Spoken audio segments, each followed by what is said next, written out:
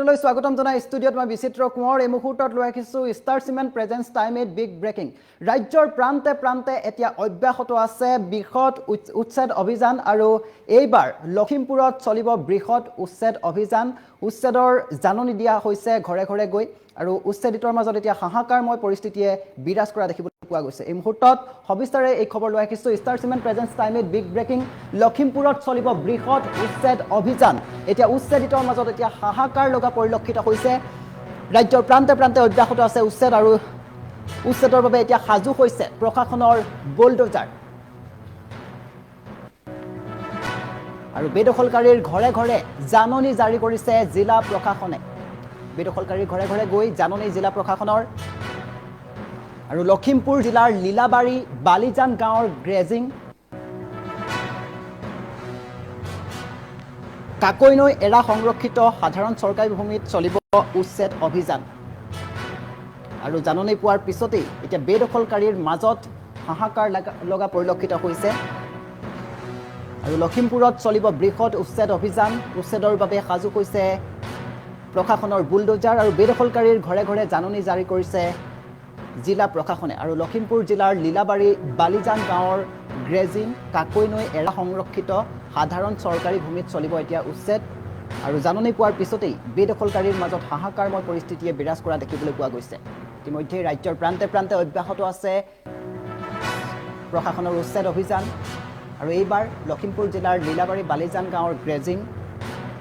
কাকৈনৈ এৰা সংৰক্ষিত সাধাৰণ চৰকাৰী ভূমিত চলিব উচ্ছেদ আৰু জাননী পোৱাৰ পিছতেই এতিয়া বেদখলকাৰীৰ মাজত হাহাকাৰময় পৰিস্থিতিয়ে বিৰাজ কৰা দেখিবলৈ পোৱা গৈছে লখিমপুৰ জিলাৰ লীলাবাৰী বালিজান গাঁৱৰ গ্ৰেজিং গুচৰণীয়া পথাৰ কাকৈনৈ এৰা সংৰক্ষিত সাধাৰণ চৰকাৰী ভূমিত দখল কৰি থকা লোকসকললৈ উচ্ছেদৰ জাননী জাৰি কৰা হৈছে প্ৰায় ৩২০টা পৰিয়াললৈ জাননী জাৰি কৰা হৈছে আৰু কোনো চৰকাৰী ভূমিত বসবাস কৰিব নোৱাৰিব চৰকাৰী ভূমি বেদখল কৰা কোনো লোক হাৰি যাব নোৱাৰিব এইবাৰ লখিমপুৰত চলিব বৃহৎ উচ্ছেদ অভিযান আৰু উচ্ছেদৰ বাবে সাজু হৈছে প্ৰশাসন সাজু কৰা হৈছে বুলডোজাৰ আৰু বেদখলকাৰীৰ ঘৰে ঘৰে গৈ জাননী জাৰি কৰিছে জিলা প্ৰশাসনে লখিমপুৰ জিলাৰ লীলাবাৰী বালিজান গাঁৱৰ গ্ৰেজিং কাকৈনৈ এৰা সংৰক্ষিত সাধাৰণ চৰকাৰী ভূমিত চলিব উচ্ছেদ আৰু জাননী পোৱাৰ পিছতেই এতিয়া বেদখলকাৰীৰ মাজত হাহাকাৰময় পৰিস্থিতিয়ে বিৰাজ কৰা দেখিবলৈ পোৱা গৈছে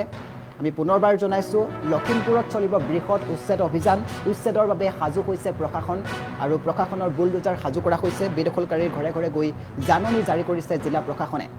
আৰু ৩২০টা পৰিয়াললৈ প্ৰায় ৩২০টা পৰিয়াললৈ জাননী জাৰি কৰা হৈছে আৰু চৰকাৰী ভূমি বেদখল কৰি থকা কোনো লোক হাৰি যাব নোৱাৰিব চৰকাৰলৈ বিশেষ আহ্বান জনাইছে বেদখলকাৰীয়ে তেওঁলোকে পুনৰ সংস্থাপনৰ বাবে আবেদন কৰা পৰিলক্ষিত হৈছে আমাৰ হাতত কিছু ভাষ্য আছে আমি শুনাবলৈ বিচাৰিছোঁ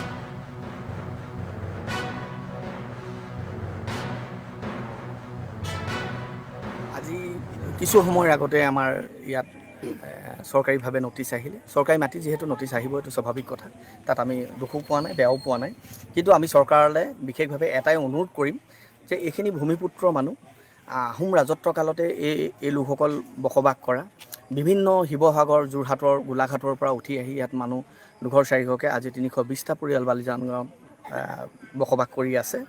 আৰু এই লোকসকলৰ কোনো অন্য জেগাত মাটি নাই সম্পূৰ্ণ খিলঞ্জীয়া মানুহ হিচাপে ভূমিহীন মানুহ হিচাপে চৰকাৰলৈ বিশেষভাৱে এটা অনুৰোধ থাকিব আপোনালোকে যদি কিবা সুবিধা কৰি এই মানুহখিনিক একথা নালাগে ডেৰ কথাকেও যদি মাটি আপোনালোকে প্ৰদান কৰিব পাৰে তেতিয়াহ'লে মানুহখিনি ভৱিষ্যতলৈ সুৰক্ষিত হ'ব বুলি ভাবিছোঁ বৰ্তমান যিখিনি মাটিত তেওঁলোক বসবাস কৰি আছে আমি যিখিনি মাটিত বসবাস কৰি আছোঁ চৰকাৰী মাটি যদিও একথাৰ পৰা ডেৰ কথা মাটিতহে আমি বসবাস কৰি আছোঁ ইয়াৰ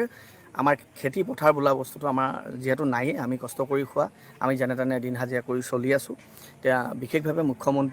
মাননীয় মুখ্যমন্ত্ৰী মহোদয় লখিমপুৰৰ কৰ্মদক্ষ বিধায়ক মহোদয়ক আমি অনুৰোধ জনাওঁ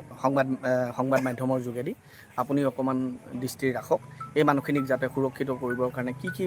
উপায় অৱলম্বন কৰিব লাগে আপুনি অৱলম্বন কৰিব বুলি আমি অত্যন্ত আশাবাদী আৰু আপোনাৰ ওপৰতে আমাৰ শেষ ভৰসা আপুনি নিশ্চয় ইয়াৰ কিবা এটা নহয় কিবা এটা সুব্যৱস্থা কৰিব বুলি আমি আশা ৰাখি আপোনালৈ অনুৰোধ আৰু বিশেষকৈ বেলেগটো শব্দ ক'ব নোৱাৰোঁ, অনুৰোধহে কৰিব পাৰিম, তাৰ বাহিৰে আমাৰ যিহেতু বিকল্প নাই। আপোনালৈ অনুৰোধহে আছে। আৰু এটা কথা অনুৰোধ থাকিব যে পৰৱৰ্তী বিগত চৰকাৰ